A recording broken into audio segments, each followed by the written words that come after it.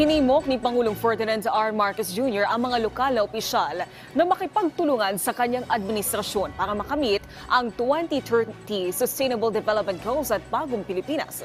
Inihayag yan ng Pangulo sa kanyang pagharap sa League of Municipalities of the Philippines General Assembly. Ayon sa Pangulo, frontliners at first responders sa maituturing ang mga lokal na pamahalaan na mas alam ang kalagayan ng kanilang nasasakupan. Giit pa ng Presidente, ang Bagong Pilipinas ay maisa sa katuparan sa pamamagitan ng pagtutulungan. Pagtitiyak naman ng Pangulong Marcos, patuloy na susuportahan ang national government sa mga lokal na pamahalaan. Napakalaking bagay na ibinoboto tayo at linalagay tayo sa mga matataas na posisyon na ating inuupuan.